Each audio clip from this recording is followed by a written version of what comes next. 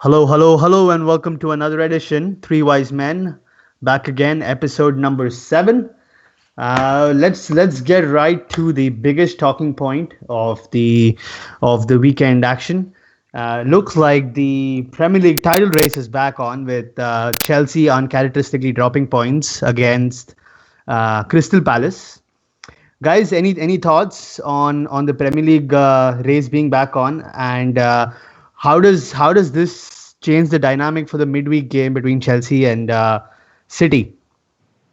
Shannon, any thoughts? Uh, well, I wouldn't say the race is back on yet, because there's still, I think, a 7 point gap between Chelsea and Spurs. But now that the big midweek game between City and Chelsea is coming up, it would definitely add an extra dimension to the result of the game, right? Uh, but we've seen it before. I mean, Chelsea have been like really professional in how they've gone about their league business so far, but we've seen before point slipping. So, one result either way could really turn things around. But I still feel it's Chelsea's title. But Spurs are definitely making it interesting. Yeah, you bring up a couple of good points there. First off, just previewing the game, I thought we spoke about Moses being injured before in our previous episode, and both the goals were originated from the same right flank of Chelsea's. The first one was a poor pass by Pedro when he was in his own half that resulted in a quick counter. I got to give Palace some credit for pressing a little high up, especially in the opening 15 minutes. Chelsea played well. I really need to add, Hazard was just brilliant in the first half. The commentators were comparing him to Ronaldo and Messi, and it was just beautiful. And if Costa had his shooting boots on, he missed a couple of headers, but it was a very good game to watch. Chelsea was so fluid. It's just one of those days where the ball didn't go in the back of the net. Like Shannon was saying, as a Chelsea fan, I would rather be 7 points ahead than anywhere else at this point of the table. Hopefully, we can close out the season, but it's definitely a little tighter than it was 2 days ago. Before we go on to the Spurs, the Spurs victory in the Turf Moor. Sid, any thoughts on the Chelsea Palace game? Right, I want to bring up a couple of points here. You mentioned that the title race is back on. It would have been back on if City had capitalized. I saw an amazing stat which said that if City had won uh, their next 3 games after the Chelsea loss, so against Arsenal and then against Chelsea, and then they play before you the following weekend, the gap would have been 1 point.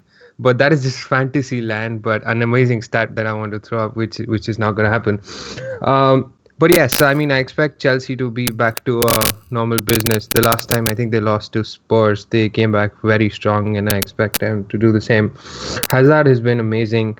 Comparisons to Ronaldo and Messi have been brought up many a times, during the past 2 or 3 seasons. But it's just up to him to do that regularly for 2 or 3 seasons, or over the entirety of the season. Um, and lastly, I feel even if Victor Moses played that game, Wilf Zaha is in the form of his life. I think against any right back, he would have had the same game. He's doing that well right now. Yeah, it needs to be added that while Chelsea have been doing very well, they've been uncharacteristic in letting a goal a game in the past 5 or 6 games. We saw that against Swansea, Crystal Palace now, Arsenal, Liverpool. There've been a few games, even Burnley and a couple others. So they've been letting in at least one goal, not as tight as they were earlier in the season. But yeah, makes it more interesting. Sid, back to your point, I believe. The assumption is that Chelsea will lose against City, which is a big assumption considering they're in Stamford Bridge. But yeah, I think even if that happens, then before Chelsea play the next game, Spurs could have a chance of being just 1 point behind them. So let's see how this pans out. I really don't think that's gonna happen. I feel Costa Hazard are too strong for a defender of the stature of Nicholas Otamendi. Great, great. Let's go ahead and move on to the next question. United again drop some points this weekend. It's um, it's one of those where you expect them to beat a lot of these lower league teams, and no disrespect to West Brom, but it's a game that we kind of expected United to win again. Sid, any thoughts? What went wrong? What can improve before the Everton game on Tuesday?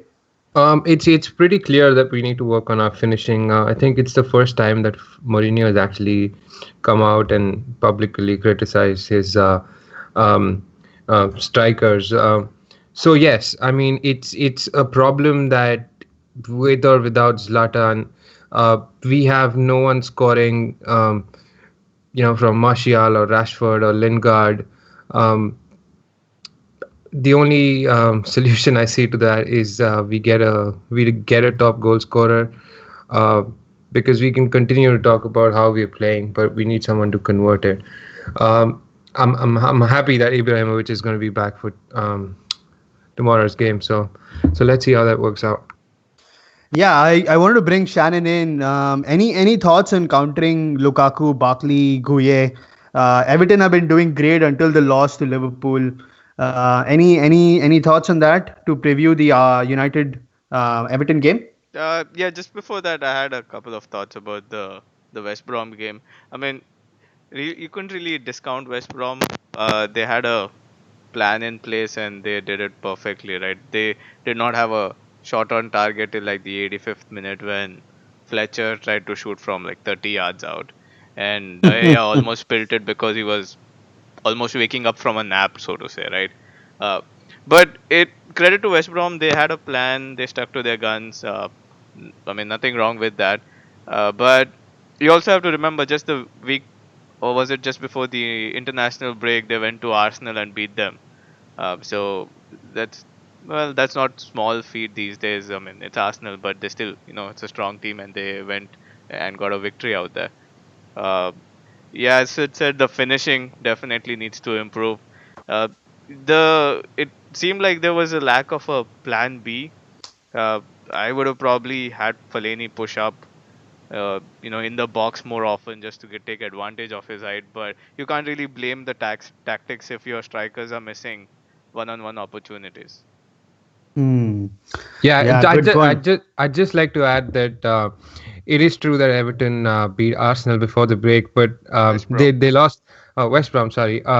But they lost a bunch of players in that 15-day gap, and after the break, the starting lineup against Liverpool, included 5 kids. Pennington at the playing the third centre back. They played a 3-4-3 with Holgate, Davies, and Calvert-Lewin playing up front. And they're struggling so bad that Baines actually played in the middle four. So um, it's kind of a patched up team right now, and I hope we can take advantage of that. So you think Zlatan coming back in is going to help? What do you any predictions for the scoreline? Uh, Um, no predictions as such, but Zlatan's back. I think Herrera is back as well, or maybe Herrera has one more game that he's banned for. I'll have to check, but uh, mostly Pogba will be back. So just to digress a little bit, so Mourinho after the West Brom game, he had like a on-pitch training session at Old Trafford, and there were 10 players who took part, including them were Ibra. I think Blind was there. So we'll have some of those players take part in the game on Tuesday. Shannon, I wanted to bring you in on one more point. You just spoke about Shaw. There was a couple of damning points about Shaw from Mourinho of late. Do you think is this going to be another of those buys from Van Hal that just did not succeed at United? Maybe too big a stage too soon. What's wrong there? What's going on? I wouldn't say so, because if you remember, yeah, the first season he struggled. He had some fitness issues, but he went, and I believe he spent uh, his vacation training in Dubai.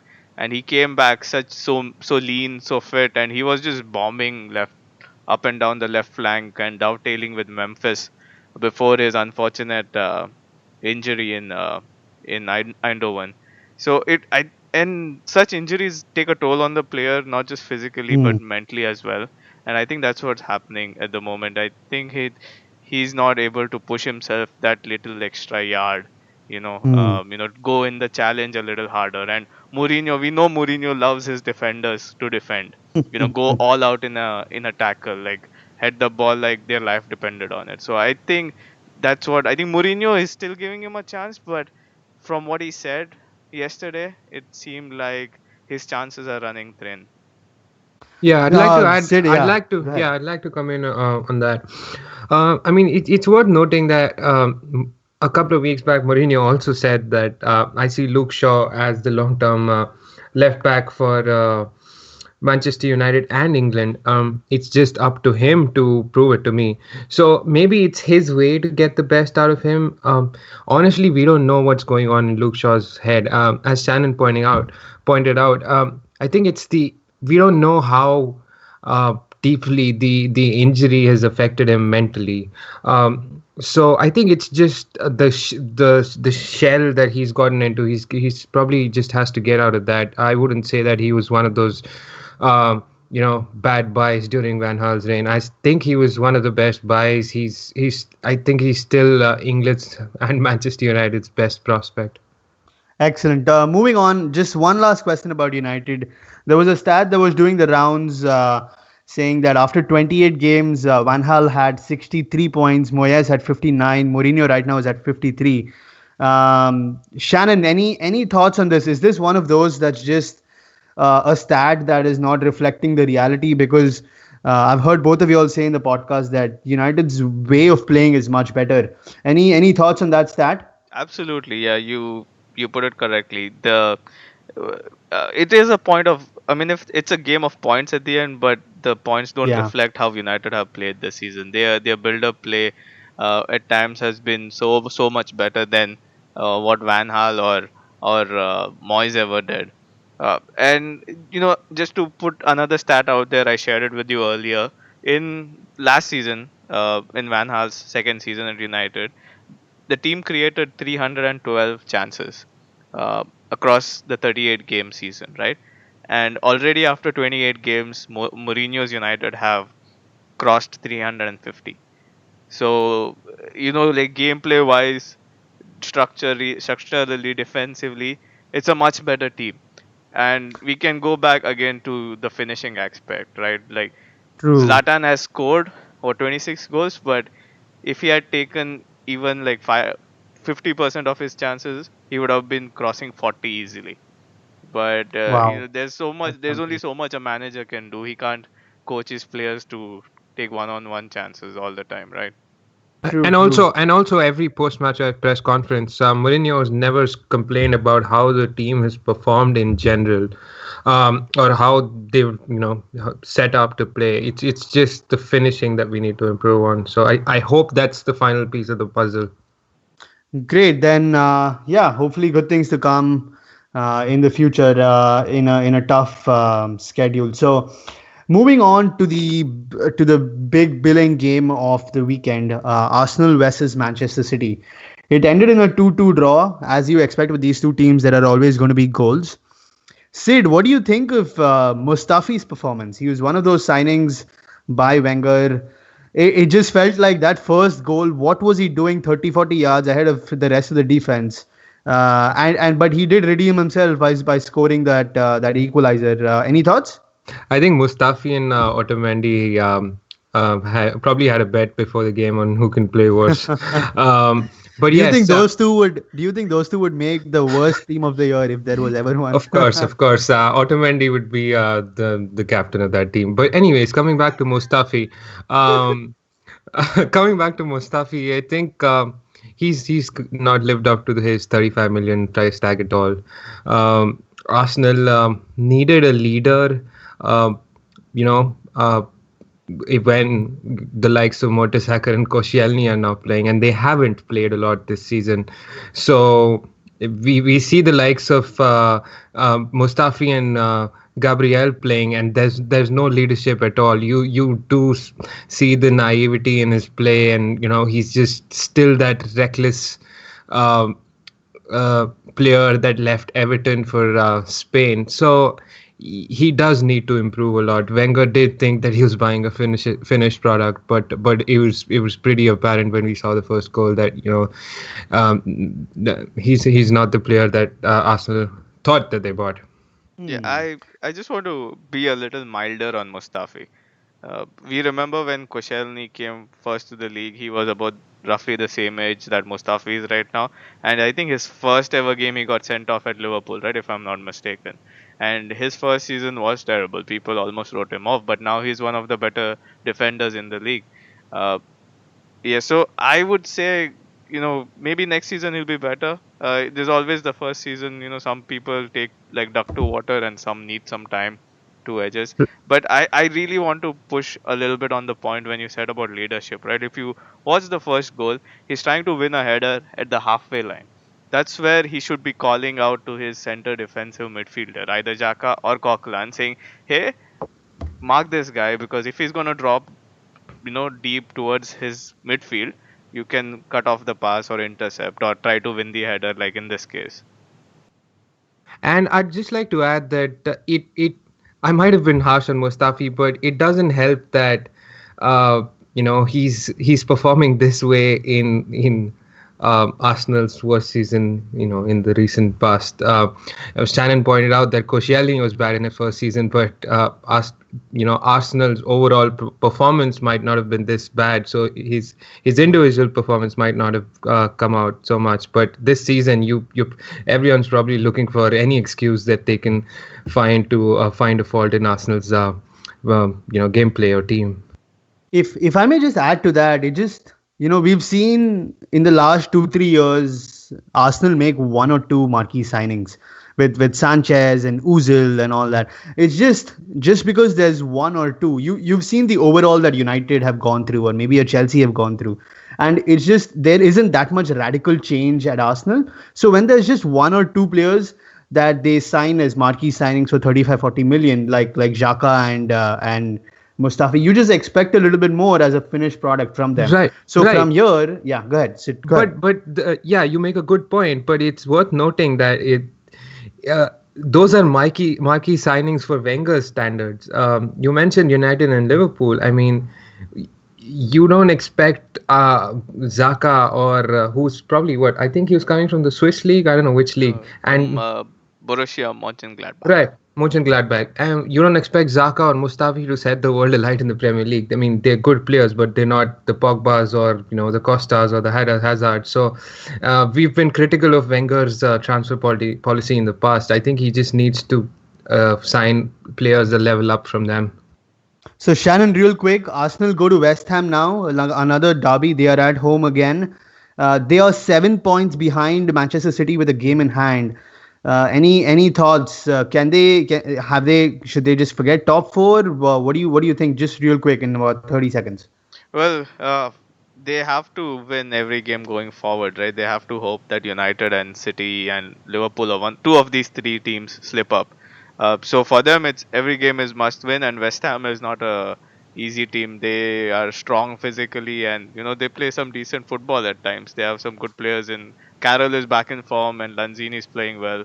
So I think they've gotten over the loss of Payet, but it'll be a tough game. I think West Ham will give them a good fight. Sid, anything to add? I know Michael Antonio is someone you praised a lot. Is he fit? Is he going to be playing? Any update on that? I'm not sure about that. I mean, he's been pretty quiet recently. But to talk about the derby in general, I'd expect West Ham to go all out at the Emirates. There's no pressure on them. Arsenal are already in a weak spot. So, as Shannon mentioned, I think Lanzini and Carroll, if they can string together a pass or two in the final third, it'll be a great game. And West Ham do have a pretty tight defense. So. So West Ham were great last year, and but this year they've been poor, and Slaven Bilic is come under a lot of pressure. There's been some rumors about him getting the sack at the end of the season. So let's see how that pans out. Two managers under pressure. It should be a tight game. Let's see what happens. Moving on, a very interesting fixture that is coming up in this midweek is going to be Hull playing Middlesbrough. Both of these teams have switched managers. Both of them are in the relegation zone. Shannon, any thoughts from you? What do you expect from this game? So Hull, after they got Marco Silva, have look like they have turned a page, especially at home. Uh, I, to be honest, I had never heard of the guy. I didn't know where he was coming from or what teams he had coached till I had to Google him, right? But ever since he's taken over at Hull sometime in January, he's never lost a home game. He beat United, including beating United at home in the EFL Cup semis in the second leg, and they just beat West Ham over the weekend, coincidentally. So they have been pretty strong at home under Marco Silva, and they. It just seems like Omar Niasse has been a shrewd signing for them. He looks like a pacey player. So, uh, also just to add to that, apparently Marco Silva has not lost in his last 38 or 39 home games across Hull and his previous team. So That is that's some some stat. stat. Yeah, exactly. So he will set them up. I mean, Hull is fighting for survival in the Premier League, so they won't be they won't go easy. And Middlesbrough has been struggling to score goals and even to get some clean sheets at times. So uh, I would incline towards Hull winning based on their home form, but it's a relegation dogfight. Anything can happen at the end. Sid, anything to add real quick on this game? Yeah, I'd like to finish off by saying that I think Hull have the impetus to get out of the bottom three over the coming set of games, because Swansea are 1 point above them and they go to Spurs. So there's a high chance that Spurs are going to win. So if Hull can, get 3 points against Borough, they'll be out of the bottom three, which is a big deal for them considering where they were a couple of months back. I just have another question as we're talking about the relegation battle. Four of the bottom five teams have changed managers, and Leicester have climbed up with 3 or 4 wins after. Just a quick thought from both of you all. I'll ask Shannon first. What do you think of the effectiveness of sacking a manager with the bottommost side in the club, Sunderland, having not sacked their manager this season? Any quick thoughts on that? Well, there are multiple facets to it. There are multiple sides to it. Uh, you hire a manager at the beginning of a season, and because he has a plan in place, and it just seems sad that 6 months down the line, you just fire. For maybe not maybe performance related issues or whatever it may be. And there is Yeah, but some if other teams like Leicester, right? They have the same personnel. It just seems like some senior players didn't want to play for the guy who gave the greatest moment in their careers, which seems sad. And it comes down to again a little bit of player power when the player decides, okay, I'm going to group up on this manager and we're going to get him fired. That's what happened at Leicester. It's the same exact group of players who are firing on all cylinders the day Ranieri left, which is Sid, sad. anything? Yeah. Yeah, I mean, besides player power, the other motivation nowadays for clubs is money. I mean, uh, sacking managers is a move of desperation, and it only happens because clubs realize that the amount of money that they're going to lose if they go down to the championship is in billions, because the TV money in the Premier League is probably good enough, to last clubs like Hull and Middlesbrough for the season. So I believe these are moves born out of desperation. I don't know why Sunderland haven't. Not that I'm telling them to sack a manager, but I really like that they're giving Moyes the time, and they'll probably go down, and he's good enough to bring them back up. But yeah, I don't know why they haven't really changed personnel with players or managers. So it'll be an interesting last 10 game weeks or so. Excellent. So I just want to bring back the final the biggest game of the midweek, Chelsea versus Manchester City. We already know the implications that if Chelsea lose, the difference could potentially be down to 4 and maybe down to 1 point if Spurs win before our last Chelsea game. But I want to talk about before our next Chelsea game. But I want to talk about the game itself. Uh, I remember the first podcast when you told me, what was my favorite game, and Chelsea's counter-attacking performance at the Etihad was what just was amazing, and that 3-1 win was considered a great performance by Conte. What do y'all expect, Shannon? What do you expect from this game? It's two big powerhouses, two big systems, Conte and Guardiola with a lot of tactics. Do you see anything happening differently as compared to that game at the Etihad? I will expect it to be much tighter, result-wise, and also probably performance-wise. Like the previous game, the first half was pretty even. I would think if De Bruyne hadn't missed his tap-in from 2 yards out, then it would have been a 2-0 game and probably a different story from there on. So Absolutely. yeah, but you go back now to what City is playing. They play De Bruyne in like a creative midfield role, a little withdrawn, and they have Sane always on the right back's shoulder, just trying to make those darting runs. Sterling on the other side doing what he does, and Aguero, he's rejuvenated as well. So it's a very different team from what Chelsea played at Etihad all those months ago, and that's why I think Guardiola will be a little more prepared now to counter what Conte has. Now people know how Conte's teams will play, right? They have their 3-5-2 all set up, so now people know what to expect, and I think Guardiola probably will put his wits to it and try to come up with some fantastical system to counter that. And but it'll be a much tighter game. I'm really sure of that. So yeah, the Chelsea formation is actually a 3-4-3. I hope Moses gets back. Sid, I want to rope you in on two specific issues. What do you think of Kevin De Bruyne playing in a much deeper role? I know that against United he played as a false number 9 and he did a pretty good job. That was one, and two. Sané came on in that second half in that same game. He didn't. Still looked a little rusty. He wasn't used to the pace and the physicality. He's developed immensely the last 6-7 months.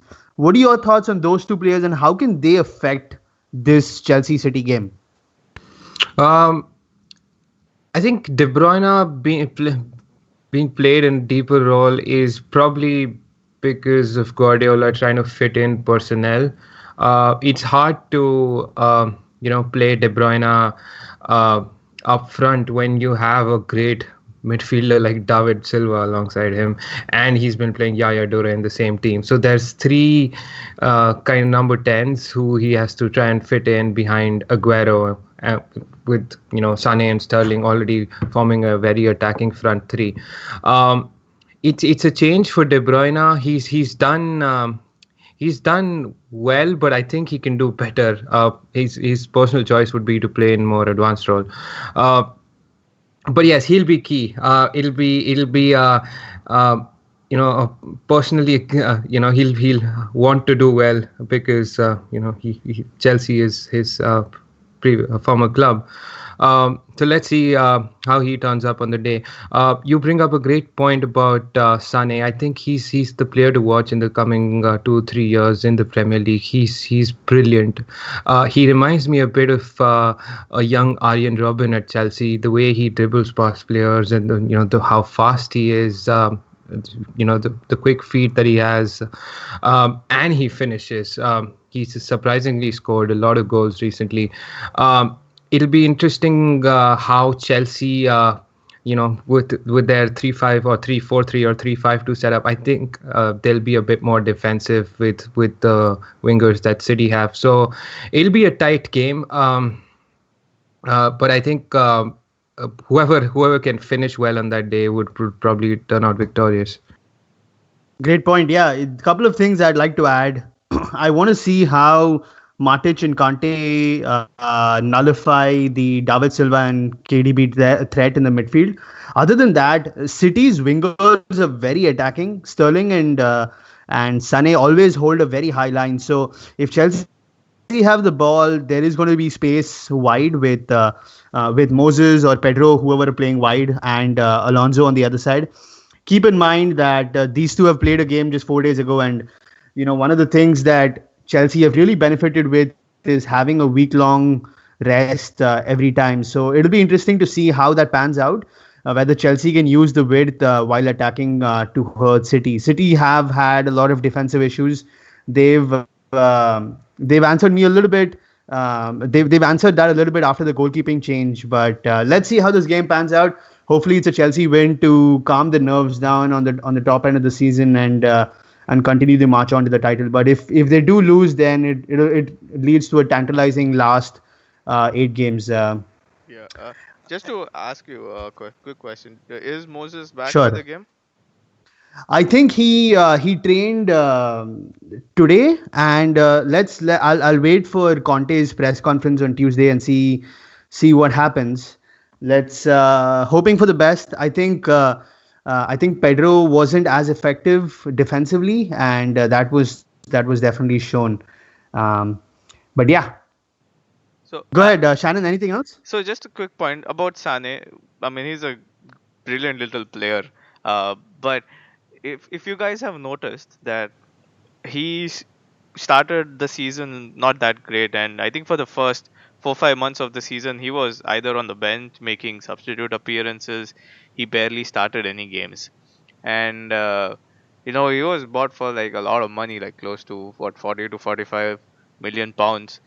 But it was interesting to see that Guardiola gave him the time to get used to the Premier League, and now he's reaping the benefits.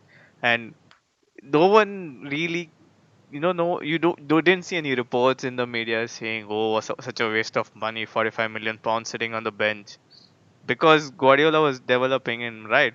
But then you see these, you come see these reports coming out against every time Pogba has a haircut, or in every time he has a less than brilliant performance. And even about Martial, he was written off as a waste of money before he kicked a ball. So I'm sorry about this little rant, but you see how the media tries to shape things up when it comes to United or not, right? Well, And I brought it's I brought go this ahead, Siddharth. I've brought this up in the past when we argued about Pogba.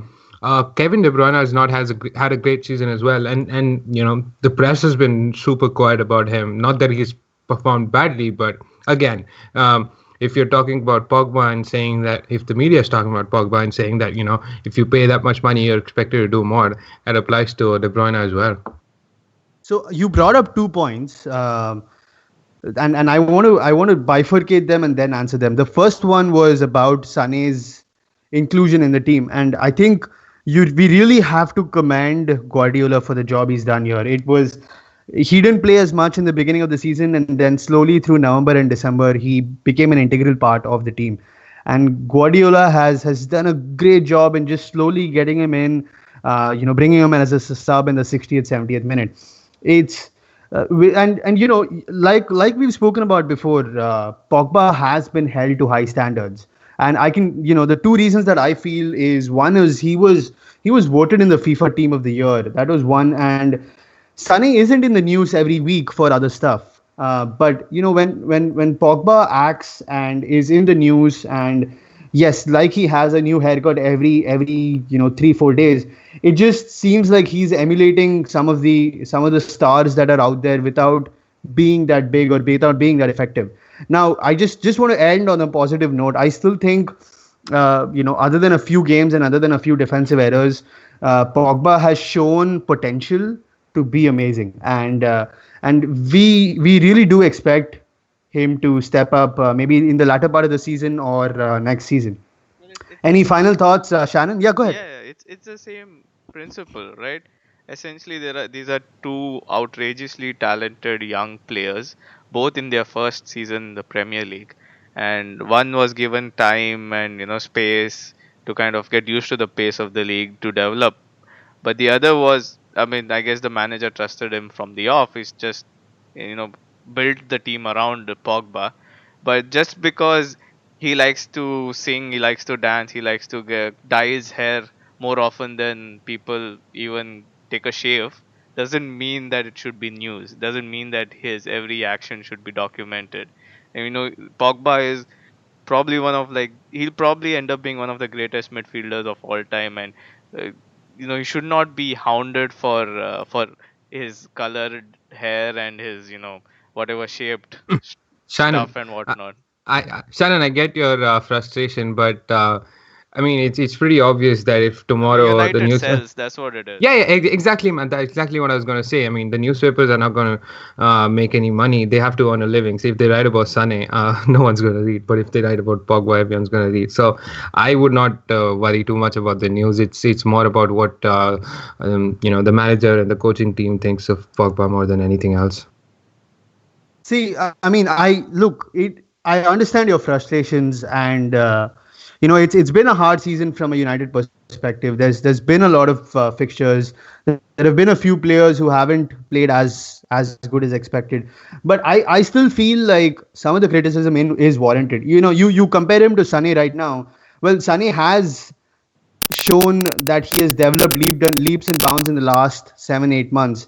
Hopefully, we see that from Pogba, and we've spoken about stats that show him as being relatively effective. But again, I think even United fans expect more from him, and we do expect we will see more from him in the future.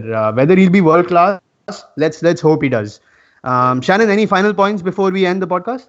Yeah, unfortunately, we live in a world of social media. We live in a world of FIFA and PES. We live in a world of Pro Evolution Manager or whatever that game is. So every Tom, Dick, and Football manager. yeah, whatever, man. I hate. That's why I don't even know what that game is. But like every Tom, Dick, and Harry who sits and watches a game now has an opinion, and now thinks of himself as a football analyst. So I'm just gonna put it out there that you players like Pogba don't come too often. You see him, you see his athleticism, his natural ability, and I just wish people were more inclined to notice that than the color of his hair. That's all I want to end with. That I think you bring up a good point, and let's end on that note that maybe we as an audience need to be a little more patient with Pogba and give him some time to truly show what a world class player he can be. On that note, this ends this edition, episode number 7 of the Three Wise Men. We will see you guys next week. Thank you Yep. from the three of us. Just Take a care. quick Bye bye. note to our listeners. Please comment on our page, like, subscribe, tell your friends, and give us any feedback that you may have. Excellent. Thank you, Shannon, for that, and see you guys next week. Goodbye.